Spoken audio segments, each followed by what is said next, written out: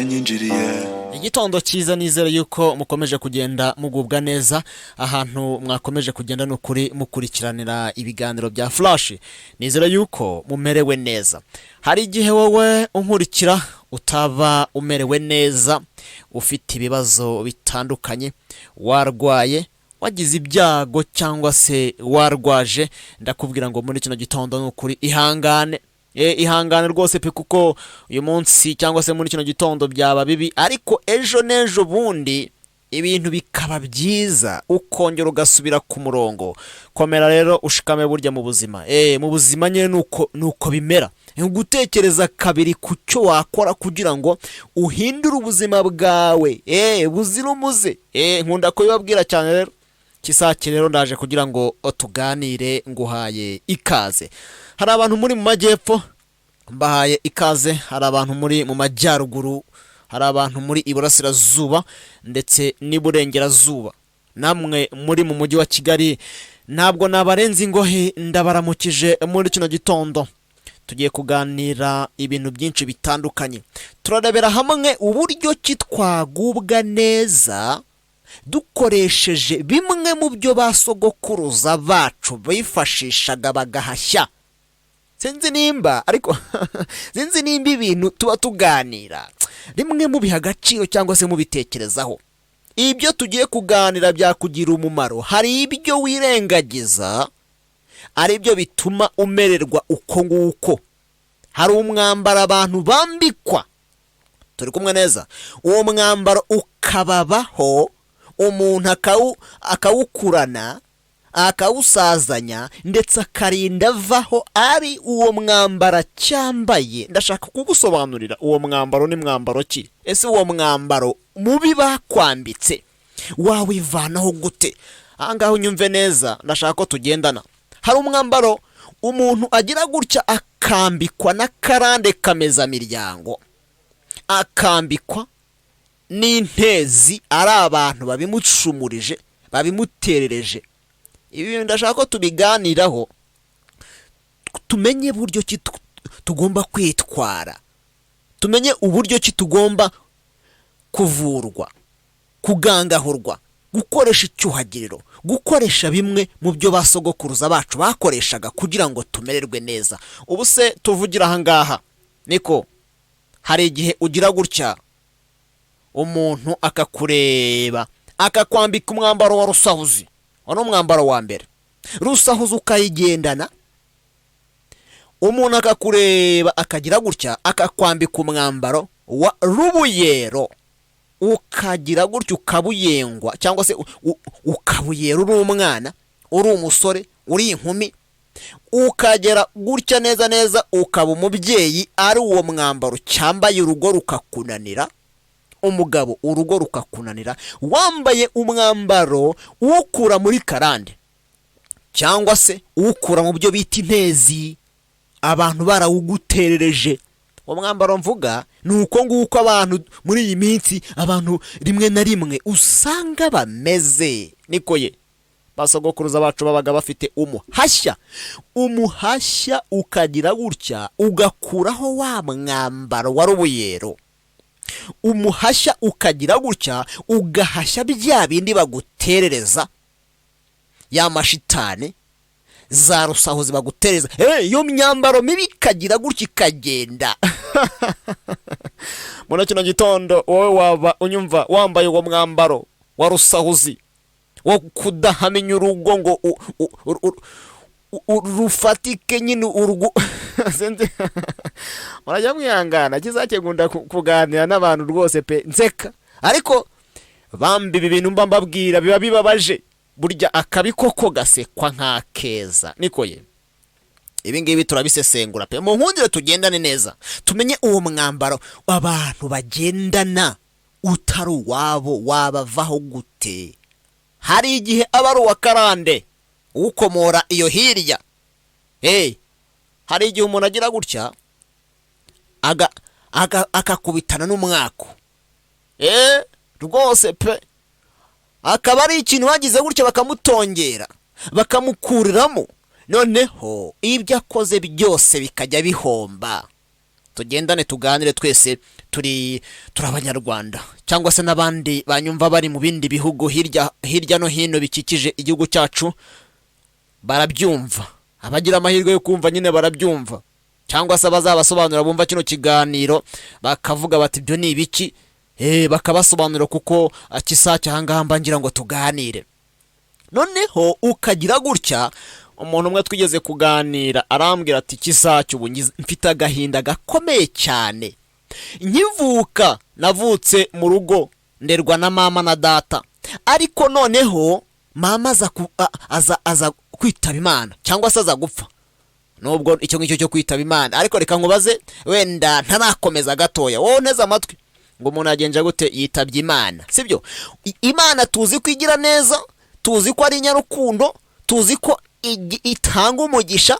Noneho umuntu twabuze wapfuye tukavuga ngo yitabye iki? Yitabye Imana. Mu yandi magambo, njyewe nka kisake mbonye Imana turagendana neza, nayibaza ntariko kuki watwaye inshuti zanjye, kuki watwaye abavandimwe banjye, kuki watwaye ababyeyi banjye, kuki watwaye kanaka na kanaka? Kavuga nti rero wa Mana we, uri umugome, uri umwicanyi, sibyo ye? None se reka nkubaze, ubu ngubu umuntu muri kumwe, umuntu wese areba umuntu bari kumwe, ni inshuti yawe, sibyo?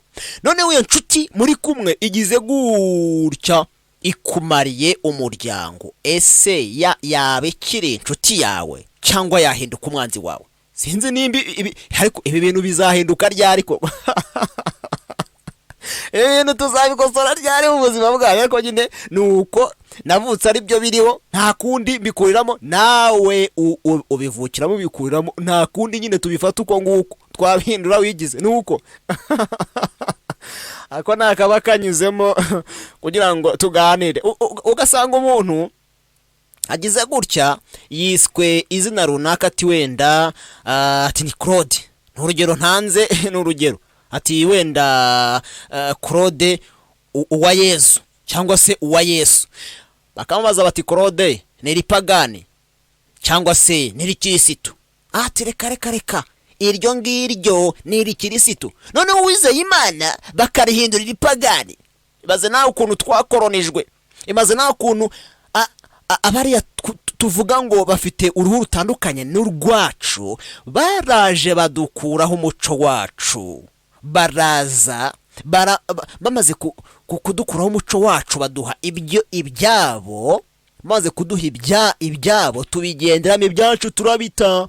Kandi bimbabwira tuba turimo turagenda tuganira ni ibijyanye n'abasogokuruza bacu, uburyo kibabagaho batagira ibibazo byabagaho, ariko bahona nabyo bakagira gutya bakabihashya, bagashaka ko bagenza gute, uko bivaho, uko ibingibi byakemuka. Nteze amatwi rero, ako nakari kanyuzemo aho naringeze n'ubundi ndahazi, nari nkibabwira nyine ibyo byari akanyuzemo kugira ngo byibura tujye tugendana n'umuco wacu nyine.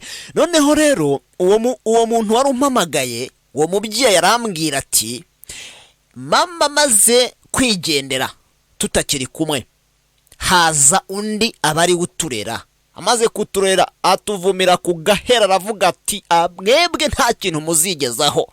Wumvise umwambaro yari abambitse, umwambaro w'urubuyero ngo bazarubuyere, umwambaro kutatera imbere. Wumvise umwambaro yari abambitse, mu yandi magambo yari abahumanyije. Wumvise umwambaro noneho ahangaha, nizere ko uwo mwambaro urimo kugenda noneho usobanukirwa. Yarambwiye ati rwose ubu ngubu ndashaje, sinigeze nshaka, turagendana neza. Ibaze nawe kujya umuntu akuvume, namara kukuvuma agutongera ibintu, ubeho ntugire iterambere. Icya kabiri, ubeho usaze udashatse, abaza bose bigendera bakagutereta, bagenda ukibaza uti sibi nibiki? Ati ni ibisanzwe nyine. Uwo mwambaro bambi abantu benshi barawambaye, ugateretana n'inkumi mukuzuzanya, mwarangiza mukagenda mugiye kwerekana ibintu bikamera neza, mugiye kwereka ababyeyi byo muzakora. Noneho wa mwambaro bagushyizeho mubi wo kudashaka, wo kukuzinga ukagenda ukicara atari kuzi ko nabivuyemo. Umusore akaguhamagara ati nta gahunda mfitanye nawe neza. Abantu mu nyumva se ibingibi ntago mubibamo, ntago mubizi se. Umvise uwo mwambaro umuntu akwambika. Isi dufite ibintu bibiri, hari urwango hari n'urukundo. Hari urwango hari n'urukundo. Iyo umuntu agize gutya ako sinzi ikintu umuntu ubundi aba yangira undi, kwangana ni bibi biragatsindwa. Ubundi twakabanyanye mu rukundo hagati yacu, tukifurizanye neza. Ariko noneho kuko nyine hari sekibi hari ikibi, umuntu akagira ucyo akakureba kakwambika umwambaro wo kutagira ikintu ugeraho, akakwambika icyo bita kajaganya. Ubundi kera byitwaga nyiragashiha. Umugore akaza areba nabi umugabo yataha akareba nabi, akareba ikijisho uwo bashakanye, nta kintu bapfa. Niko ye kera basogokuruza bacu babaga bafite icyuhagiriro mvuga ahangaha ntabwo ari ikintu uzamo ngo widumburemo wikubitemo ajwi. Ni bimwe mu byo basogokuruza bacu babaga bafite, nabi basobanuriye ahangaha. Umushyigura wabaga uhari, umushyigura ukawuhabwa ukawukoresha, wamara kuwukoresha ibyananiranye bigashyiguka. Kwa Kisake rero basogokuruza banjye barabinsigiye kugira ngo we ngufashe, kugira ngo we nkugire inama wo nteze amatwi. Uwo mwambaro w'urubuyero wa karande, warusahuzi bagushyizeho, uruzingo, ibyo byose bikwamurukeho bikuveho cyane rwose. Ibingibi birashoboka. Bamwe barabazinga kandi bakabaheza iwabo. Umuntu ukabona avuye mu busore ageze mu buhungu, nta kintu ajya yibwiriza wapi. Noneho ugasanga ndi muntu arambwiye ati Kisake, ubu njyewe uyu muntu ambonye ambonamo ko ndoga, ambonamo ko mpumanya abantu by'imyuka mibi. Arambwira ati mfite agahinda. Niko ati koko ubu ngubu umuntu wese ndareba nkoresha nanjye bimwe mu byo nasigiwe, noneho nsanga afite aho abikomora kera bigeze kujya baterekera bakabandwa. Nigeze kubasobanurira uburyo ki imandwa arizo zaterekeraga kugira ngo zitazaba abagirwa banyabingi. Abantu mu nyumva sinzi nimba ibintu mu byumva. Imandwa nizo zaterekeraga kugira ngo zitazaba abagirwa banyabingi. Baterekeraga kuyihe impamvu? Kugira ngo bagushe neza abazimu. Ubundi hari isi ebyiri, hari isi yacu y'abantu turiho nyine duhumeka, hari n'indi si y'abandi bantu tuba tutakiri kumwe nabo. Noneho abo bantu iyo utabaterekereye agira gutya bakagaruka. Ni nko kukwibutsa ngo twagusigiye ibi n'ibi ntukibikora. Ngewe nzi umusaza umwe kera ibintu reka tubyicareho, umuco utazacika. Agahugu kadagira umuco ntabwo nuko nguko, ntabwo igihugu kitagira umuco, abantu batagira umuco twaba tujya hehe? Igihugu kitagira kirazira, abantu batagira kirazira. Ubu kenshi hari abantu mwarenze kuri kirazira mugakukirwamo. Kirazira yari iki? Sinabibasobanuriye ahangaha. Yari urupangu rusobetse kugira ngo abantu babane neza hagati yabo n'ibidukikije neza.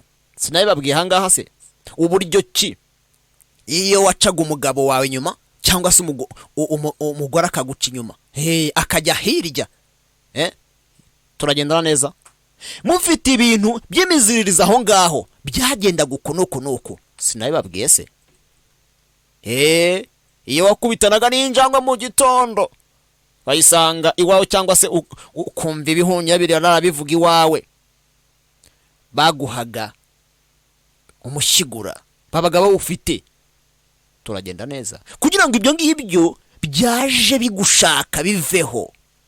Iyo wakubitanaga n'imbwa yapfuye cyangwa se n'injangwe cyangwa se n'ikindi n'ikindi, ariko ntababwiye ngo umwakubaho. Bamwe muravuga ngo si ubaho abandi ngo ubaho, kubyumva, ariko buriya utaranirwa agaramye agira ngo ijuru riri hafi. Ariko utaranirwa agaramye agira ngo ijuru riri hafi. Noneho watereragaho utwatsi, utwo twatsi ntabwo ari utwabago wishakiye gusa, oya, twabaga dufite amazina yatwo. Ukavuga ngo pu, turi kumwe neza, ati singafatwe n'ibyo mu gasozi, turagendana neza. Iyo kuki yabagaho? Hari igihe abantu barenga kuri kirazira, bamara kurenga kuri kirazira bagakurikiranwa n'ibintu. Bagakurikiranwa n'iki? N'ibintu mubimenye, ibintu bibi, kandi ugashaka, wamara gushaka abana bawe bose, wenda wowe ingaruka ntizikugireho, zikagira mu bana. Hari ibintu basogokuruza batekerezaga ko bibatera ibibazo. Ibi bintu byari bitatu. Nabiyi imyambaro hari imyambaro bagiraga batabaga biyambitse iva mu ntezi. Basogokuruza bacu bakekaga ko ikintu kiba merera nabaro kuba barogwa. Use muri iyi minsi yacu turimo bije aka kanya, nimba kera byarabagaho ubu ngubu bimeze bite? Ndashaka tuganire. Ugasanga wahinamiranye, ugasanga baguterereje ibyo bita ibijaganyiro, mwambaro w'ibijaganyiro bakawukwambika. Hako mujye mugira amaso atatu. Ndabeshya. Tekereza inshuro zirenze ebyiri. Nutekereza inshuro zirenze ebyiri uzaba wagize irindi jisho rya gatatu. Iryo jisho rizaba rije kugira gute? Kugufasha, rikwereka ngo ibi ntiwari uzi ko bibaho, ibi bibaho, dore imyambaro wambitswe niyi, shaka uko wagira gute, wayivanaho. Iyo myambaro naye basobanuriye, ni ibintu biva mu marozi babambika, bikagutera uruyero, bikagutera icyo bita kajaganya mu muryango. Ugasanga neza umuzimu w'umukuba bibero wagufashe. Umugabo wawe bakamwambika uwo mwambaro w'ubusambanyi, kajya yihorera nuko. Murabyumva namwe? Ubu hari igihe wafungura inyakiramajwi yawe ugasanga ndimo ndivugira imyambaro abantu bambikwa cyangwa se bakura muri karande kameza miryango. Havuga ati kisacyo n'ibintu noneho ni ibiki? Reka nkwera umurongo wa telefone. Nimba ushaka ko iyo karande kameza miryango ikuvaho, nimba ushaka ko ibyo bintu by'intezi bikuvaho, turagendana neza, mpamagara ngufashe, kugira inama y'ibyo ngibyo, uburyo ki byavanwaho. Mpamagara ku murongo wa telefone. Murongo wa telefone wandike 07 00 75 130. Ndongera nyigusubiriremo. Andika 07 00 75 130. Umurongo ujye wandikaho kisaki. Ndari kugira ngo tuganire, ngufashe, ngugire inama, ibyo bintu bakometseho bikomororweho. Ibyo bintu bagushyizeho bigire gutya neza bikuveho. Babaga bafite umuvumbura bazimu. Mizimi bariho ikabavaho. Hari igihe umuntu araranirwa n'ibintu ataza, akagera mu gitondo agashigukira hejuru. Ubusa abantu bahumanya, abandi ntibariho. Abantu bakaguterereza amashitani rwose, bakaguterereza nyabingi, bakaguterereza ibifaru, bakaguterereza ibitega, bakagukubitisha amahembe. Umuntu akagenda neza kamererwa nabi. Muri kino gitondo ndakubwira ngo ntukamererwe nabi bene ako kageni. Ujye utekereza inshuro ebyiri, utekereza inshuro zirenze ebyiri, ugira ijisho rya gatatu rireba kure. Ubundi babyita sixième essence. Turagendana neza kugira ngo ugire amagara mazima, kugira ngo umuryango wawe wongere ugubwe neza, wongere ujye ku murongo. Sinabibasobanuriye se? Cyo cyari cyambere nari nimo ndababwira abasogokuruza bacu bitagaho bagacunga. Ubu wowe wita kuki? Ubyuka ugenda ntuzi umuryango wawe ukuntu umeze, isi iturimo nuko nguko yubakitse nuko iteye. Noneho ugasanga rimwe na rimwe urubuyero rwuzuye mu bana bawe. Turi kumwe neza? Rimwe na rimwe ugasanga ntibakumva. Hari igihe rero ibi bintu biba barabikomoye muri karande cyangwa se umuntu akabibateza, akabibatongera rwose pe. Yamara kubibatongera abana bawe bose ukabona ntawe ukikumva, ntawe n'ushaka gushaka, nta n'ushaka kuba mu rugo. Twagendanye neza, kumbe ubwo batangiye kuzwamo. Cyo ni ikintu twarimo turaganira. Icya kabiri ni ikijyanye n'igihano cy'abazimu. Sinabibabwiye se uburyo baterekeraga. Guterekera byari byiza ndetse byabazaniraga umugisha. Wari isengesho, cyari igisabisho bakoresha. Guterekera bigizwe n'amagambo abiri, hari uguteka hakaba no gutereka. Baterekaga iki? Guteka ni ukwicara kw'abakuru. Guteka ni ukwicara kw'abakuru. Noneho gutereka, baterekaga inyama, bagatereka amasaka,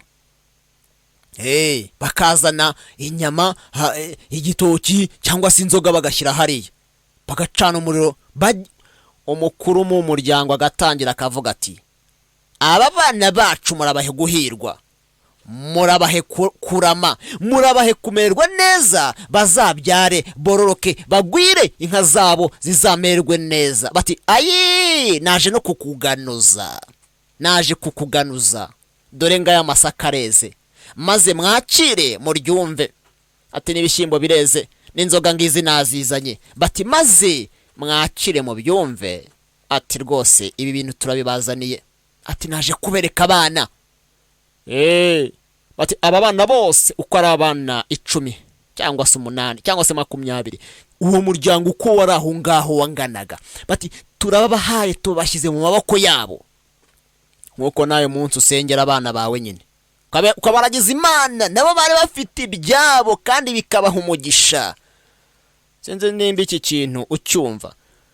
Ubuse kangahe ufata abana bawe bavuye mu ibirori runaka, ukabicara ukababwira ati bana banjye ni muze mufate icyuhagiro, ubu ngubu mwaba mwarenze kuri kirazira. Ukazibabwira ati hari igihe mwaba mwazirenzeho. Noneho ukabashyira mu cyuhagiro cyangwa se ugakoresha ibyo basogokuruza bakoreshaga kugira ngo umuntu avanweho ingaruka zizamugeraho igihe yarenze kuri kirazira. Murabikora se? Kutita ku miryango, dore nibyo bigiye neza kutugeza harindi mukahabi. Kutita ku muco gakondo wacu. Reka iki kintu nyongere nyisubiremo. Ugasanga ngayo nguko nyine. Use kangahe ugira gutyo ugasanga umuntu yarayanirwa n'ibintu atazi. Ugasanga umuntu bamukubitishije ihembe, bamutejeje ibifaru, bamutejeje ibitega. Ntugaseke basogokuruza bacu ashwi.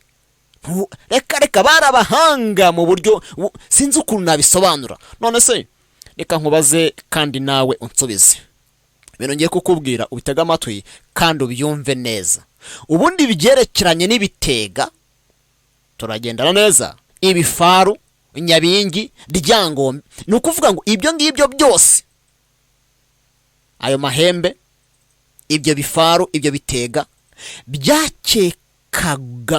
babikekaga ko ari byo. Tugendane neza. Ari byo bibamariye imitungo, ari byo bibateje ibyago mu muryango, ari byo bibamaze. Kangahe ubu ngo babiguteza? Kangahe ugira gutyo ukabona ibintu byawe byose byaheze hasi? Ni wa mwambaro nyine baba bakwambitse mubi warusahuzi. Mwambaro waki warusahuzi bakawukwambika. Mwambaro warusahuzi rwose bakawukwambika ibintu byawe byose ukoze hasi bikajya bigenda neza bihomba. Niko tenzi ibintu nimba mama byumva, ariko we ntugahere hasi. Ujye utekereza inshuro zirenze 2. nari nkiguha umurongo wa telefone, uyu munsi rwose turaganira, muraza kumpamagara mvuye mu kiganiro.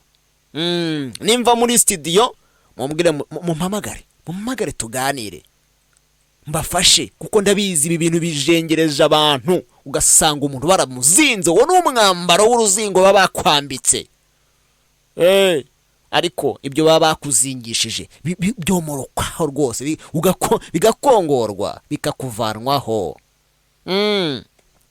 Banza wandike uyu murongo rero, banza wandike 07 00 75 130. Tugendane neza. 07 00 75 130. Wandikeho Kisaki. Hari na Airtel Tigo.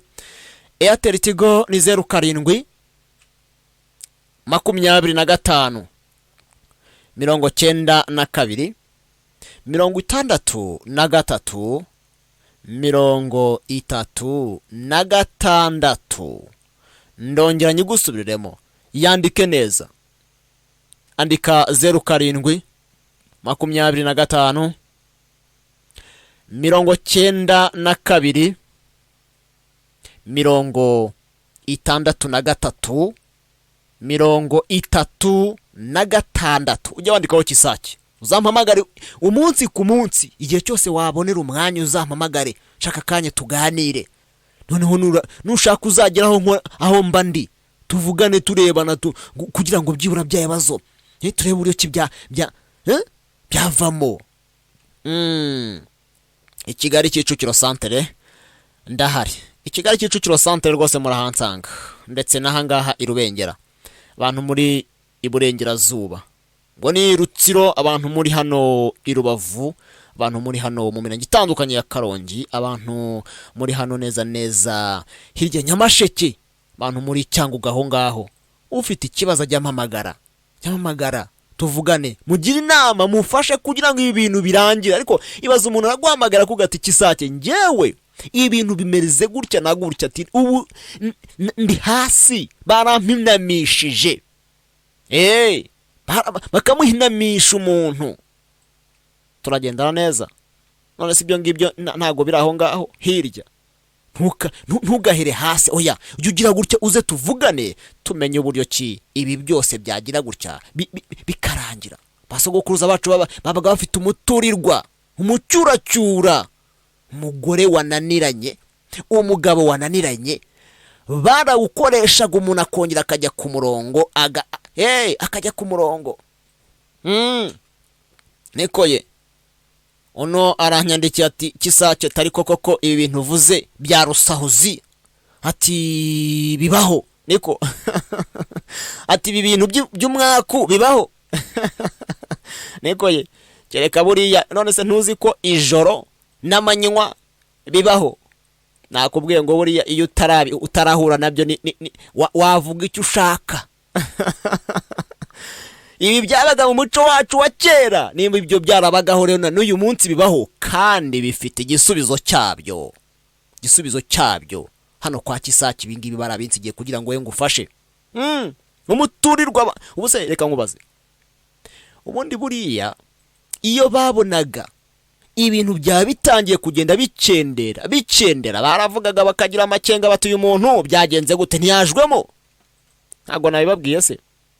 Ibyo bakekaga ko bamariye ibintu n'ibyo bifaro n'ibyo bitega babatezaga, bikabateza ibyago, bikabateza n'ibihombo. Sinabibabwiye se? None se muri iyi minsi ubireba ute, ubibona ute? Ugasanga umuntu agize gutya, akoze imyaka n'imyaka, ariko arakora nko mu kiva. Wari wavoma ugasanga urimo kuvoma biva, wacyura iki? Nta kintu wacyura. Muri iyi minsi hari abantu mumeze uko nguko. Hari umukecuru rwose twari kumwe arambwira ati Kisake, buriya iyo kera umuntu yajyaga gutaha inzu ari ubwa mbere ayubakiwe cyangwa se ayubatse, bafataga icyuhagiriro bakahakoresha. Nikoye muvumbura bazimu bakawukoresha. noneho barangiza bagafata bimwe mu byo birukanishaga iyo myaku, ayo marozi, izo za rusahuzi, izo za kajaganya, bakazana umuhashya, wumvise icyuhagiriro, bakazana umwamira, turagendera neza, bakazana umushyigura, wumvise icyo bita icyuhagiro. noneho umuntu akajya mu nzu akagubwa neza. Ariko muri iyi minsi urinze umuntu arajya mu nzu akayimaramo ukwezi, ko yishyuye akavuga ati sinjye uzarota kurangira. Hari n'abatakurangiza bakavuga ati pu, aho kugira ngo mpira ahangaha, reka amafaranga yanjye natanze amahombe akajya mu yindi. noneho yayindi avuyemo hakaza umuntu akongera akajyamo. none se uyigiyemo byibura hari icyo wayikoreye? ubu benshi ndabizi mufite ibintu byaheze aho bazinze, bafatiriye, bakabifatira bakabineza, ariko bakabidanangira kugira ngo bitagurwa, kugira ngo bitagurishwa. Rwose bakiriya bakaza, ariko bakagenda uko bakaje, imyaka 10 igashira, 5 igashira. Cyari ikintu cyari gikwiye kukurengera, cyari ikintu cyari gikwiye kugenza gute, kukurengera kikagufasha. Ibintu ntago bibaho ayo hanyu ntibihari. Mujye mumbwira tuganire, unati mwaramutse kisake, ati ibyo bintu uvuga ni ukuri kose, kuko nanjye ibyo byambayeho, naraje uramfasha kandi narakize, urakoze cyane. Ibi bintu bivaho, ugasanga umuntu bamuzinze, indahezemo yabaye neza, rwose nakagira gutya akajya ibintu byo bikanga gushyiguka. tujye tuganira, reka mbanze mbihera umurongo wa telefone. Umurongo wa telefone burya hari igihe waba ufunguye nyakiramajwi y'aka kanya. Nyakiramajwi yawe aka kanya hari igihe waba ari ukishyiraho, ugasanga ikiganiro cyo cyatangiye neza. Andika umurongo wa telefone uzampamagare tuvugane, wandike 07 8 00 75 130. ubwo ni 07 8 00 75 130. Hari abantu mwandikira gake gake, nanjye nkuvuga nyine gake gake, kuko ndabiza arababa mukiryamiye mu rugo. Tugendane. Hakaba na Airtel Tigo. Airtel Tigo ni 07 25 92 63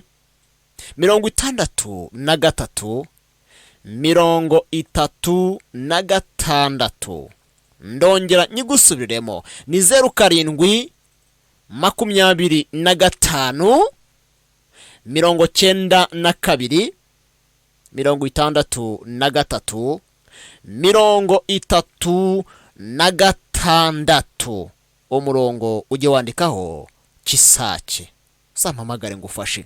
Jonejo bundi harye wahura n'ibingi ukawandika, kavuga uti umurongo ndawufite, reka mpamagare kisake, ambwira nsobanuze uyu mwambaro nambaye ni bwoko ki, utagira icyo ngeraho, utuma ngira rusahoza ibintu byose bikabincizeho, udatuma numvikana, umwambaro ujya mu kazi bakakuryanira n'inzara, bakakwirukana n'igihe kitageze. Nikoye umwanjye, umuntu akagukubita umwambaro w'umwanjye, ukawugendana. Nikoye nago nabahaye ubuhamya bw'abantu babimbwiye se. Ugasanga umuntu afite umwanjye muri we, umuntu wese yakureba akakuryanira n'izati, tamaraso yanjye ntakorana n'uriya. Ikigo cyose cyangwa se abantu bose bakumva neza neza barakwanze, kumbe hari umuntu wabigutongereye kugira ngo ahugeze hose utahamara kabiri. Ibyo ntago bibaho se. Ibi ngibi ndimo turaganira uko kera byabaga bimeze, tureba no muri iyi myaka yacu tugezemo uko bimeze. Buriya reka mbabwire impamvu mba nzindutse muri kino gitondo kugira ngo tuganire, ni ukugira ngo byibura buriya baca umugani ngo uwabuze umuranga yaheze iwabo. Ibi bintu utabimenye, utabibwiwe, wamenye ute ko bibaho? ugasanga ibijaganyuro ntakikubwiye. Umuntu araribwa kuva mu birenge, mu mavi, mu mugongo, mu bitugu, umubiri wose, agashaka no kuhungura ibintu yiyumvaho bikanga kuvaho, kumbe biramuriramo imbere. Bakajya bakanyuza mu cyuma, bagasanga umuntu neza neza nta kintu agenza gute, nta kintu afite kimutera ibyo bibazo, kumbe ni imyuka mibi bamutongera. Ni wa mwambaro bamwambitse uhora umurya w'ibijaganyuro. Sinzi nimba iki kintu mucyumva, sinzi nimba, ariko ndabizi murabyumva, kuko abanyarwanda benshi ahangaha tubizuranyeho. Niko bimeze, ntabwo ngubeshya rwose. Niko ye, reka nongere nkwisubire umurongo wa telefone, wandike, andika 078075 ndongera nigusubiremo, ni 078075 ujya wandikaho Kisake. Hari na Airtel Tigo. Airtel Tigo ni 0725 92 63 36. Iyo murongo yombi ujya yandikaho Kisake, mpamagare tuganire ngufashe, kuko hari benshi aho ngaho mwiryamiye ibintu, mwavuze muti ibi bintu bizagenda gute, ariko igisubizo kirahari. Igisubizo kirahari. Hari byinshi bibinjirira, ibyo bibinjirira, buretse gatoya wumve ibintu bikwinjira uko biba bimeze. Wabyumvise ibintu bikwinjira? Ibifaro bikakwinjira, nyabingizi bikakwinjira, ibitega, amahembe, ibyo byose bikakubana aho, ukagenda bikakuberaho uruziga.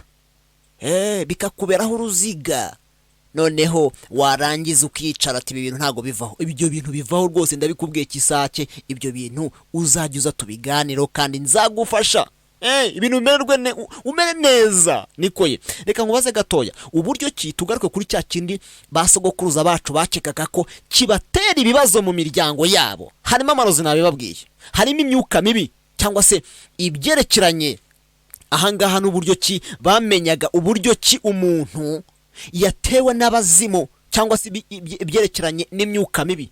Umuntu akarenga kuri kirazira, hakagira ibintu bimukukiramo.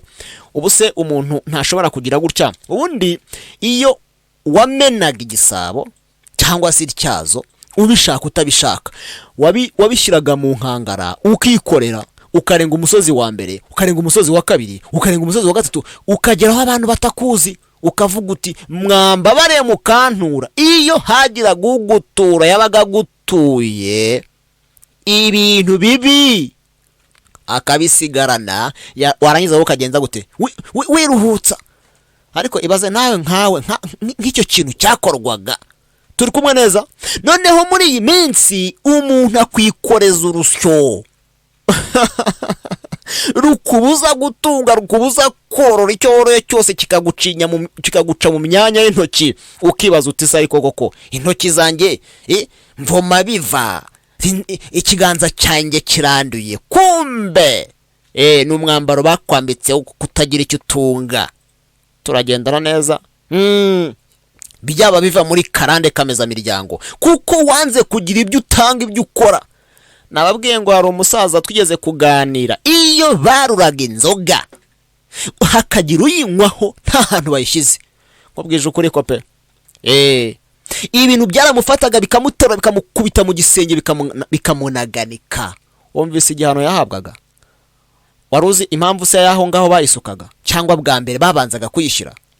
Tuganira ibise ntago mubizi, ntimu hafi niko tubizi rajyo. Niko nababwiye ku ibintu nganira nawe, hari ibyo mwamuzi, hari n'ibyo mwamutazi, mba nshaka kubasobanurira. Ntago muzi ko barongozwaga umwishywa? Niyihe mpamvu? Kwari ukugira ngo abana bazavuka muri uwo muryango bazemerwe n'abakuru. Niko ye, turagendana. Ibyo bintu bikwinjirira, iyo myambaro wambaye bakwambika mibi, igutera icyangiro, igutera rusahuzi, igutera kubuyera abana bawe bakakunanira, igutera akajaganya mu rugo. Niko ye, hari uburyo ki ibyo byose byakongorwa. Nimba umuntu kera inzoka yaramurumaga akagomborwa, turi kumwe neza. Nimba umuntu yararogwaga akarogorwa, muri iyi minsi byarashize se? Reka birahari. Iyo wahumanyijwe urahumanurwa. Iki kintu sinzi nimba mucyumva. Banza wandi ku murongo wa telefone.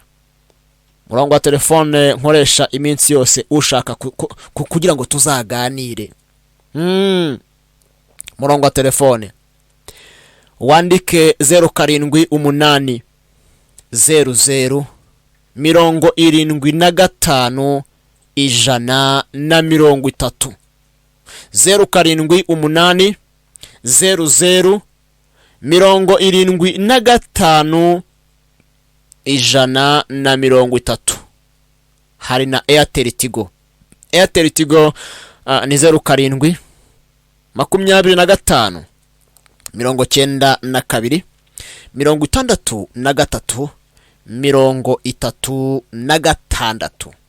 Ndongera nyigusubiriremo, ni 07 25 92 63 36. Uyu murongo ujye wandikaho Kisake. Ibi rero bishingiye ku muco wacu. Turi kumwe neza. Hari benshi mushaka ku muco uvaho. Nago ngubeshya pe. Ariko ibi ngibi nkubwije ukuri ko ubajije abantu benshi bakubwira ko ibi ngibi byakorwaga kera kandi n'ubu ngubu bikiriho. Nimba umuntu arozwa akarogorwa, nimba umuntu yaterejwe amahembe akayakurwamo, ntago bazagukura amahembe ngo ugire gutya. Niko ibyo bintu by'ibiyagayaga. Ibyo bintu by'ibiyagayaga nibyo nanishatse kuvuga. Ukabona umuntu neza agiye ku musozi arirutse, nta kindi kibazo mu mutwe yagize, kumbe ni ibintu bamuteje arasara. Ubuse abantu benshi ntago mubibona, ntago mubitezanya se. Icyo kintu narindiho cyo kuvuga ngo umuntu wenda arenze kuri iki niki ashyize ibyo yangije yikore umusozi wa mbere wa kabiri. Nuko none se reka nkubaze kana unsubize. Ubu kenshi na kenshi abantu barambwira bati twabuze imyambaro yacu y'imbere. Ubuzi bagiye kuyikoresha iki? Abayitwaye, abakasaho ibyo bipande, suku kuroga, suku guhumanya. Ugasanga rimwe na rimwe ugize gutya neza baragufatiriye.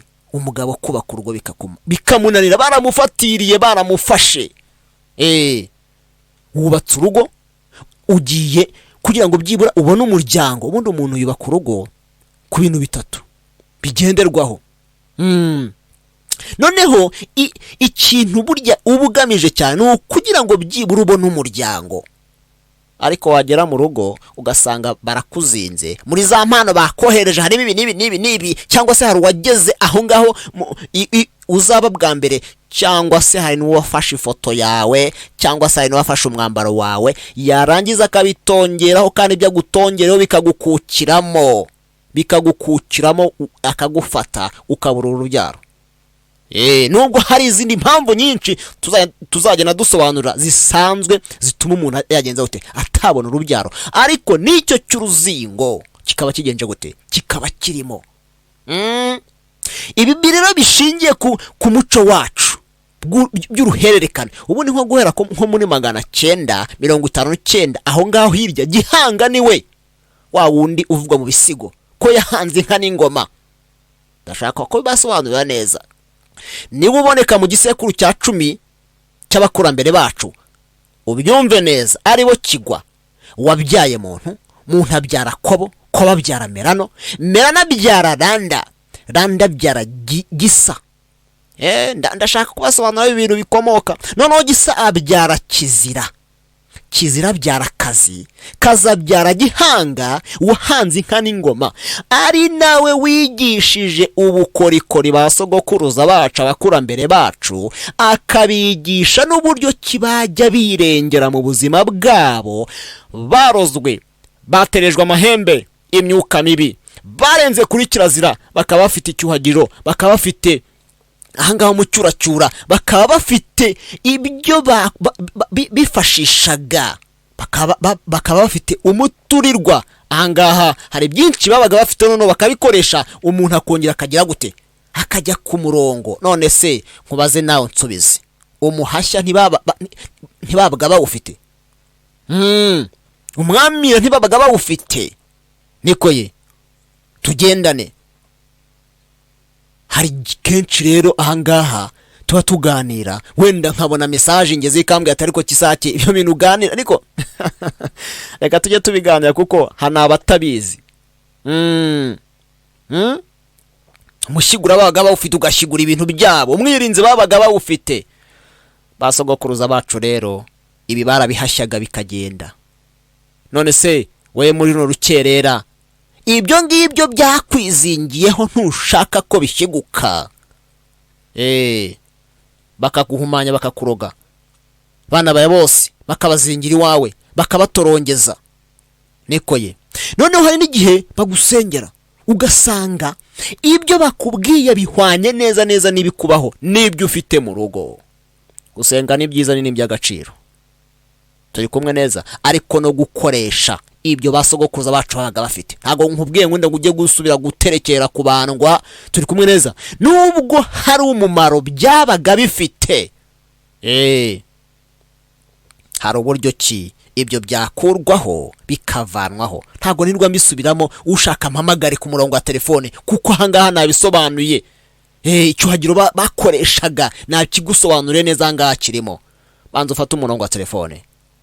Umurongo wa telefone ushobora kwifashisha, ushobora gukoresha, andika 07 8 00 75 130. 07 8 00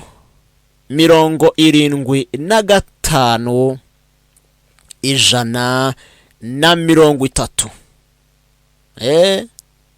Ndongera nyigusubiriremo, ni 07 8 wandika 2 ushireho 7 wongereho 130. Ikigali Kicukiro Centre, Kigali Kicukiro Centre turahaganirira.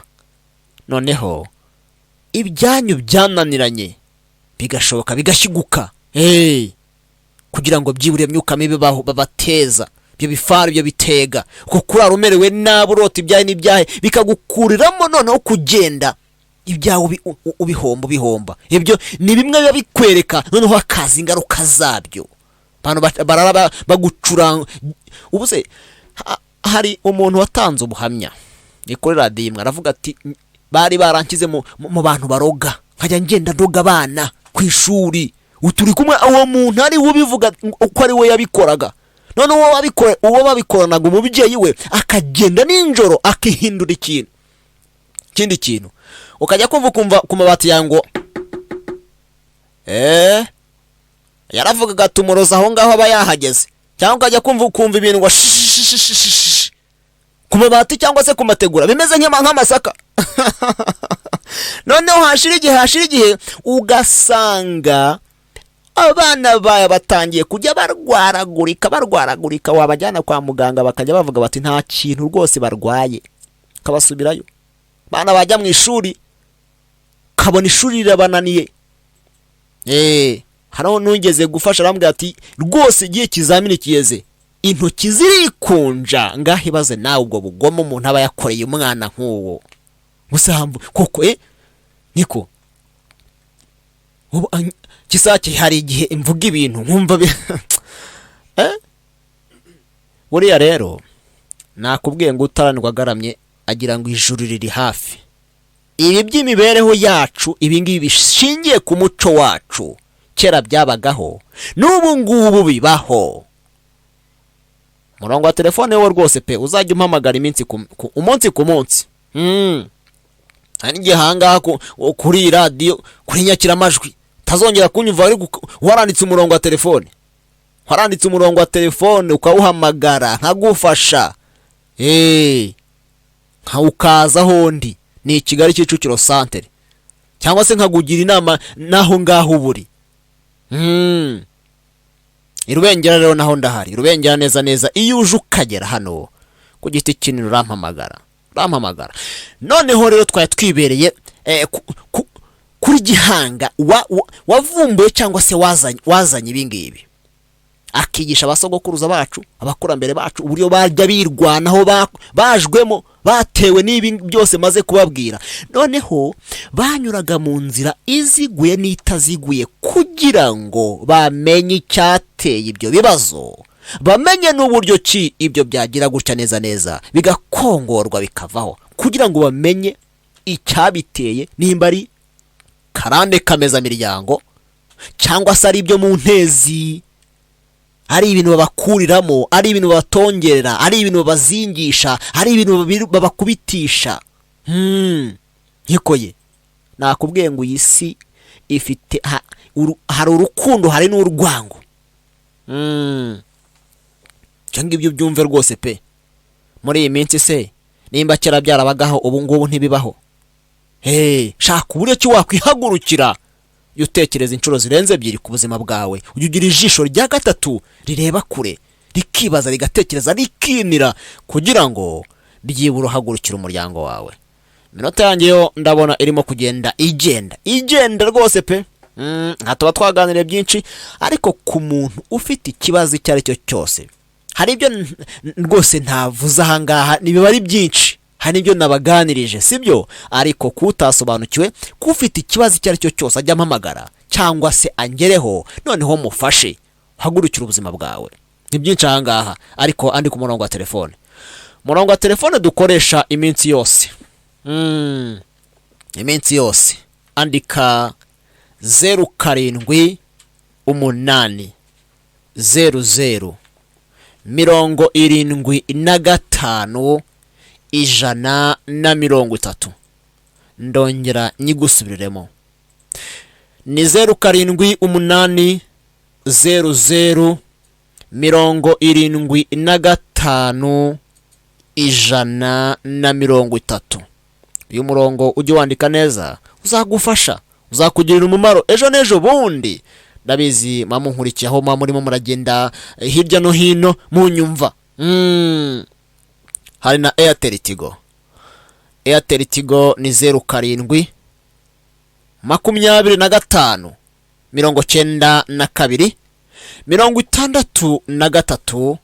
63 36. Ndongera nyigusubiriremo, ni 07 25 92 63